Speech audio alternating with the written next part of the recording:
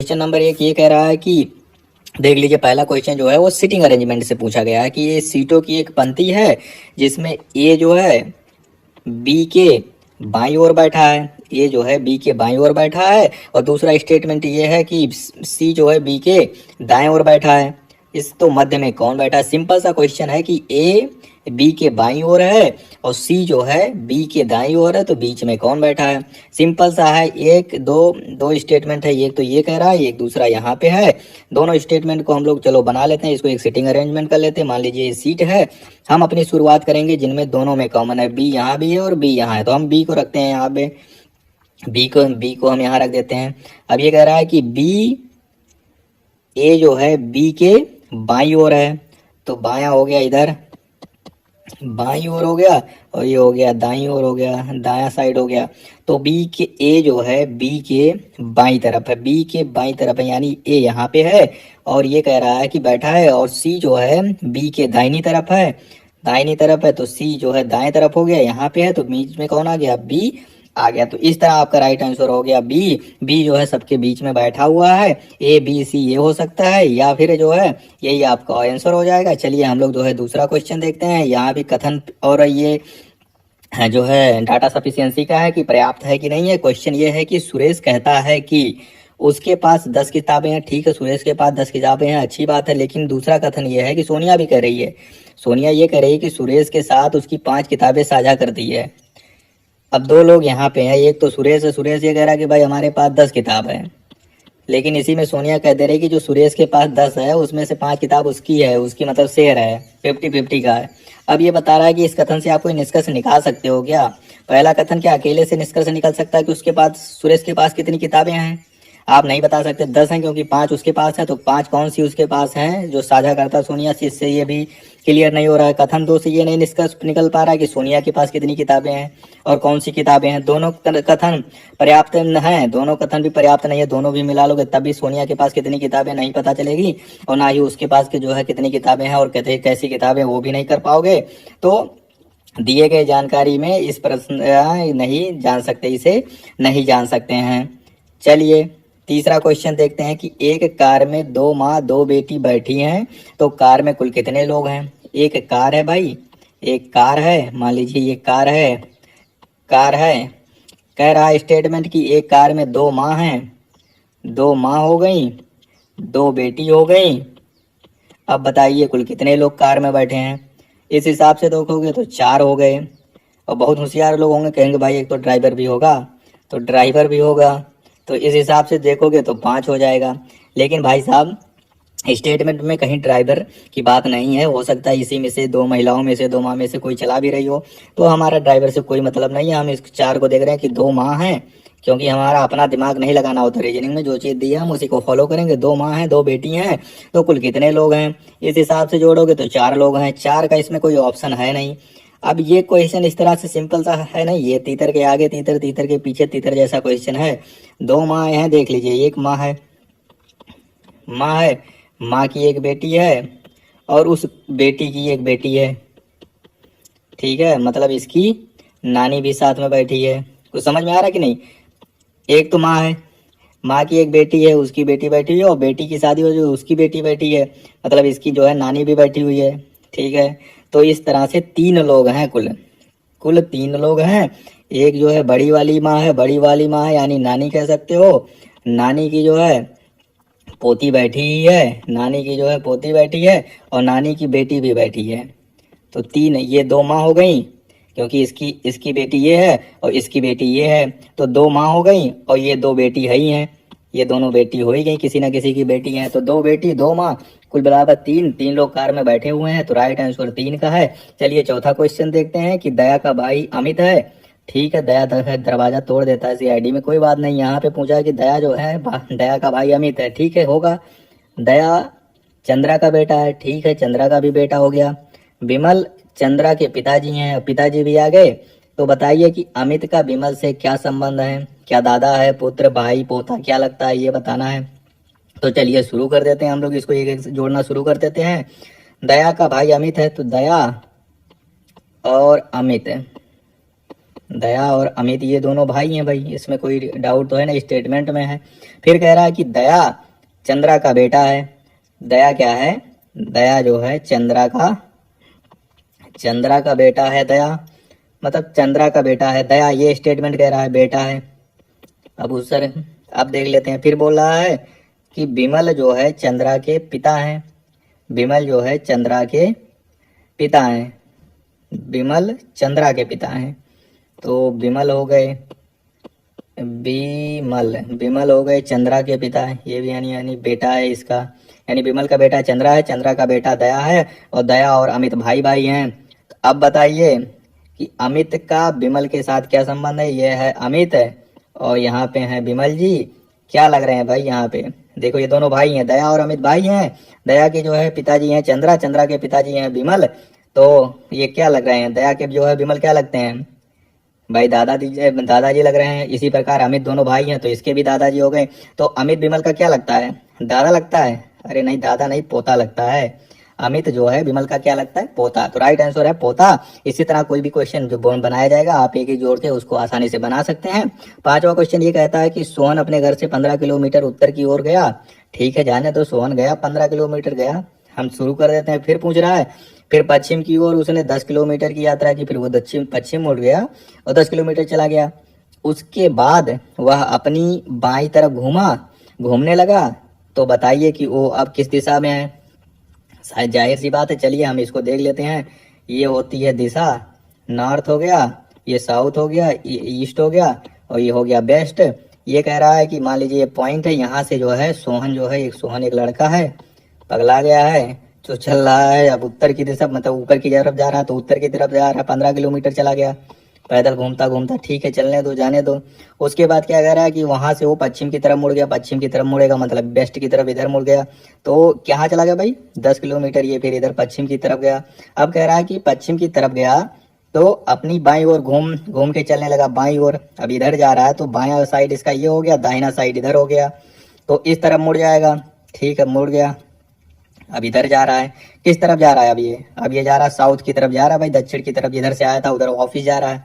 तो right answer हो गया कि दक्षिण की तरफ उसका दिशा हो गया। क्यों? क्योंकि यहाँ से देखो ये पॉइंट था, सोहन यहाँ से चला था, उत्तर की तरफ गया 15 किलोमीटर, बायां अपने मुड़ा 10 किलोमीटर गया, और फिर जो है मतलब पश्चिम की तरफ मुड़ा और 10 किलोमीटर गया, और फिर अपने जो है बाएं दिशा पे घूम गया। तो उसका जो बायां हाथ होगा इसी तरफ होगा, तो दक्षिण की दिशा में उसका मुंह होगा। चलिए अपना छठा क्वेश्चन देखते हैं। कुत्ता बिल्ली जानवर ये पूछा गया है, ये वेन डायग्राम से जुड़ा हुआ क्वेश्चन है। वेन डायग्राम पूछा ही जाएगा, सिंपल सा क्वेश्चन है, कोई इतना बड़ा चीज है नहीं। इसमें कह रहा कि कुत्ता बिल्ली जानवर का कौन सा वेन डायग्राम होगा? तो जानवर जो है जैसा कि हम सभी जानते हैं, मान लीजिए ये बड़ा वाला जानवर हो गया, कुत्ता बिल्ली दोनों जानवर हैं, गाय भैंस सभी जानवर हैं। कुत्ता ये हो गया, बिल्ली ये हो गया। कुत्ता बिल्ली में आपस में तो कोई संबंध है नहीं, दोनों अलग अलग हैं। कुत्ता हो गया और बिल्ली हो गया। तो राइट आंसर कौन सा हो गया आपका? कौन सा मिल रहा है? ए ऑप्शन मिल रहा है। ये वाला बड़ा वाला हो गया जानवर का, एक इसमें चाहे आप कुत्ता ले लो और इसको आप बिल्ली ले लो, अपने आप जो है वेन डायग्राम बन जाएगा। ये नहीं बनेगा, क्यों? क्योंकि जो है जानवर जो है इसमें सब आपस में मिक्स तो हो नहीं रहे हैं। ये भी नहीं मिलेगा क्योंकि कुत्ता बिल्ली में आपस में कोई संबंध नहीं है, ये भी कोई नहीं मिलेगा। तो राइट आंसर आपका ये हो जाएगा। चलिए अब फिर हम देख लेते हैं अपना सातवां क्वेश्चन। यहाँ पे कथन और निष्कर्ष से जुड़ा हुआ है। ये कह रहा है कि एक दिवसीय मैच में यानी ओडीआई मैच हो रहा, बहुत अच्छी बात है। एक टीम द्वारा बनाए गए कुल रन है 200 रन बनते हैं। एक ओडीआई मैच हो रहा था, एक टीम ने 200 रन बनाए, इनमें से 160 रन स्पिनरों द्वारा बनाए गए। अब ये कह रहा है कि ये क्रिकेट मैच हुआ जिसमें 200 रन एक टीम ने बनाए और 200 में से 160 रन जो है अकेले स्पिनरों ने बनाए।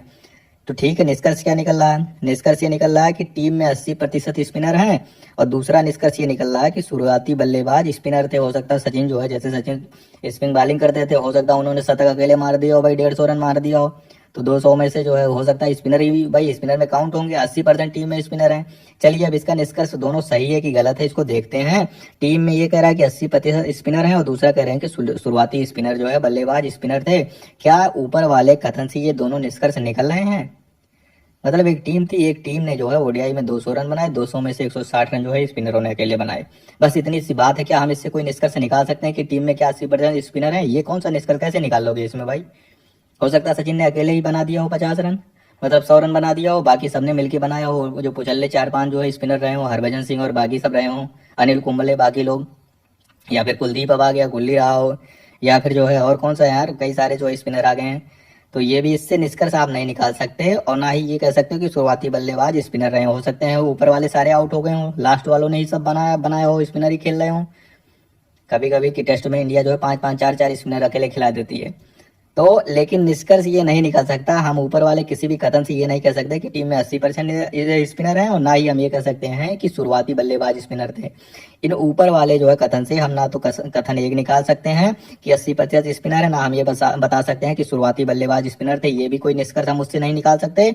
तो या तो एक या तो दो अनुसरण करता है, या वह कुछ ही नहीं, कोई अनुसरण नहीं कर रहा, ना तो ये अनुसरण कर रहा है ना तो बी अनुसरण कर रहा है। चलिए 8वां क्वेश्चन देखते हैं। यहाँ पे भी जो है कथन से जुड़ा हुआ है, ये कथन और कारण से जुड़ा हुआ है। ये कथन और निष्कर्ष दो चीज होती है, एक तो निष्कर्ष निकलता है, एक तो होता है कारण होता है, कथन या और उसके पीछे का कारण होता है। तो ये कथन और कारण से जुड़ा हुआ है। कथन ये है, प्रेशर कुकर में भोजन जल्दी पकता है। जी हाँ, सही बात है, फिजिक्स का क्वेश्चन है, राइट आंसर है ये। अब कारण यहाँ दिया है कि दाब बढ़ने से जल का क्वथनांक जो बॉइलिंग पॉइंट है वो बढ़ जाता है, ये भी राइट है, दोनों राइट है। प्रेशर कुकर में भोजन जल्दी पकता है, हम सभी जानते हैं, जल्दी खाना बन जाता है अगर हम जो है प्रेशर कुकर में खाना बनाते हैं। लेकिन ये जल्दी बनता क्यों है, मतलब क्या कारण है? कारण ये है कि जो प्रेशर बनता है, जो भाप उसमें इकट्ठा हो जाती है, प्रेशर कुकर नाम ही प्रेशर बढ़ जाता है, जिसके कारण जो जल है, जो उसमें पानी होता है, उसका क्वथनांक यानी उसका जो बॉइलिंग पॉइंट होता है वो बढ़ जाता है, जिस कारण से भोजन जल्दी पकता है। तो इसमें कथन और कारण दोनों सही है और दोनों एक दूसरे की व्याख्या भी कर रहे हैं। उत्तर हम लोग देख लेते हैं सारे ऑप्शन। यदि कथन और कारण दोनों सत्य हैं, कथन और कारण दोनों सत्य हैं, ये बात सही है। कथन की उचित व्याख्या भी कर रहा है, कारण जो है कथन की उचित व्याख्या भी कर रहा है, सही बात है। कथन भी सही है, यहाँ पे कथन भी सही है, कथन और कारण दोनों सही ही हैं। और ये जो कारण है वो कथन की उचित व्याख्या भी कर रहा है। हाँ सही बात है भाई, व्याख्या कर ही रहा, कारण से जो बात है उसी से जो है सही बात हो रही है, वो उचित व्याख्या कर रही है। बाकी आप सब जो पढ़ लो इसको पढ़ लो, सारे गलत हैं, फटाफट आप लगाइए और आगे बढ़ जाइए। चलिए 9वां क्वेश्चन ये दे रहा है, ये सीरीज से जुड़ा हुआ प्रश्न है। सीरीज से पूछा जा रहा है कि प्रश्नवाचक चिन्ह जो दिया गया उसके स्थान पे कौन सी संख्या आएगी, कौन सी संख्या आएगी। ये 7, 15, 32, 67 और क्वेश्चन मार्क और 281 दी हुई है। एक सीरीज है, इसमें पूछा जा रहा है कि ये जो क्वेश्चन मार्क है इसकी जगह पे क्या आएगा। तो देख लो, अगर ध्यान से देखोगे अपने आप पता चल जाएगा कैसे बढ़ रहा है।